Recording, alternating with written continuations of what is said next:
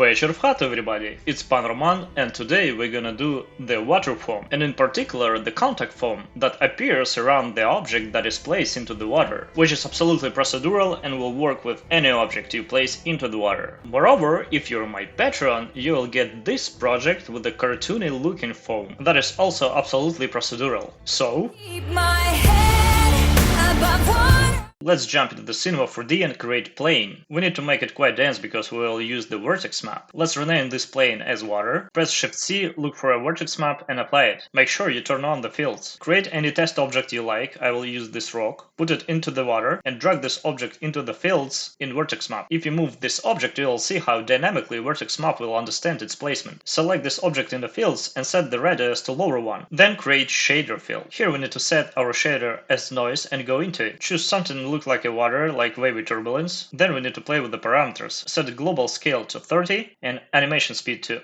0.3, then make it look more contrasty. After, set mode of this shader to subtract. Now we have more uniform look of our foam shape that is moving, but we barely see the movement, so that's why we need to change the animation speed. The higher the number, the faster is the animation, so you can play with it. I'll leave it at 1.5. Also, let's change the opacity of this layer to 50% to not remove the area of this noise completely. Now create the formula and set the blending mode to minimum. If we'll play the animation now, we'll see the ripple effect. Let's follow two variables. Set frequency to 2 and delta time to 45. And overall opacity of formula to 55%. Now we need to create another shader field and set noise as a shader. Choose wavy turbulence, set global scale to 35, animation speed to 0.5, and play with the high clips, low clips and contrast. Change the blending mode to subtract. And don't forget to lower the opacity to 80%. Next step is quite optional, but let's create the noise remap. Change blending mode to overlay, scale to 50% and animation speed to 20%. Finally change the opacity to 50%. After, let's add curves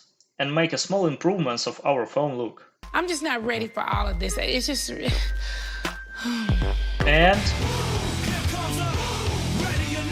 damn, something changed off the screen, but let's see what's happening. Don't worry, I only added the displacer to make our water look like a water, and I will show you the parameters. So it's 3 of them. Let's see what we have on the first one. Displacement high is 5, type is displaced turbulence, global scale is 509, animation speed 0.5. Second one, overall high is 1, noise type is wavy turbulence, global scale 120, animation 0.3, and here are the movement and contrast parameters. And the third one, the displacement high is 1, the noise type is blistered turbulence, relative scale is changed here as you see, so 200 on X and Y and Z is 1000. Also movement and contrast parameters you can see here, so you haven't missed anything. Don't scare me like that, colonizer. If you set the parameters right, you will see something like this. Also, for the better shader look, I added another plane underneath. And I distorted a bit with a brush on a smear mode, so like this. And also I added a displacer with the standard noise parameters, so that plane will be our sand.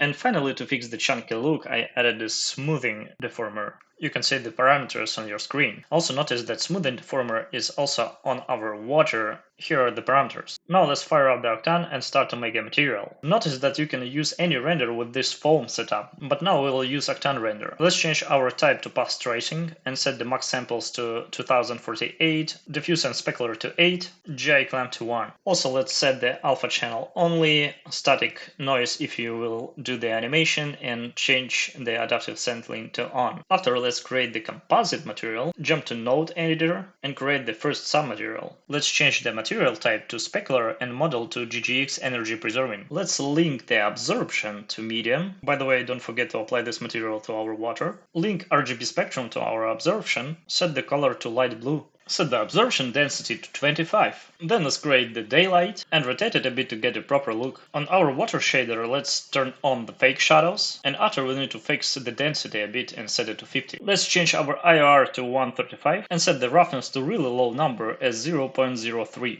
Now let's create another submaterial for our foam, set it to glossy and GGX. Let's press space and search for a vertex map, and here we need to paste our vertex map. Link it to material 2 mask. Immediately you will see our foam area. For easy background setup, you can just put the opacity slider, add noise, change global scale to 5, play with the contrast to get this high contrast white dots look, and link it to the bump channel. If the bump is quite big still, you can change the global scale to 1.5. Now you can see this foamy look. Let's link the RGB spectrum to our diffuse and make a grayish-bluish color. To increase our overall foam quality look, let's use real foam picture. So for closer camera looks, let's unlink our float slider and link to opacity our grayscale foam picture. Unlink the bump, then let's change the projection of our foam to box. Change the size of it, then drag out the add node and link our foam picture to first input and our slider to second one. Set the float value to low numbers, like 0.15. Copy the add node and link our foam picture into input 2 and our noise into input 1. Then link this add node into the bump. Add the color correction node. Here, by correcting the brightness, we can control how hard will be our bump. Also link our foam picture into the roughness. Now we have a great foam, but if you want to get rid of this white membrane, we need to make more space here and change our shader a bit.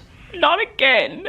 Oh yes, again. So let's add the mix texture, and on first input let's link the float slider and set it to 0, and for a second one let's link our grayscale foam picture. We can change our size of our foam if we need to. Then let's add the gradient for our foam picture, and changing the black value we still can control our white membrane underneath our foam. But now we can choose how hard it could be. Our setup is ready and we can render it out in low quality and see how does it look.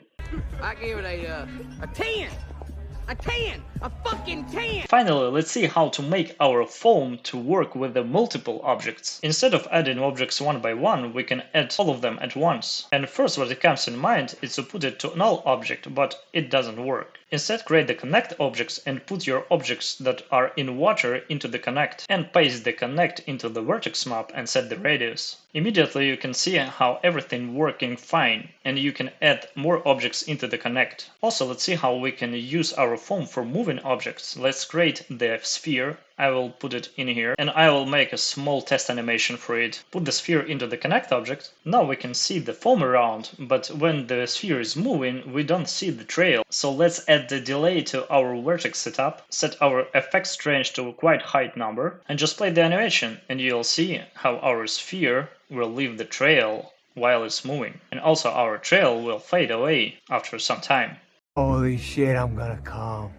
So hope you like it, enjoy it, learn something new, and don't forget, if you're my patron, you will get not only these project files, but also the project files for a cartoony foam look that you can see on your screen now. And of course, don't forget to subscribe and ring the bell to not miss even more cool stuffs that are coming, and put your comments below. Check my ArtStation market when you can find a lot of cool stuffs, like realistic rain shader pack, modular corn, and many more. Also, I have a Patreon when you can find all my tutorials and tutorial project files and much more, so be my Patreon, you can find the link below. And don't forget that half of your donations will be transferred to support Ukraine, that is very important now. So stand with Ukraine, вірте в ЗСУ, та все буде Україна.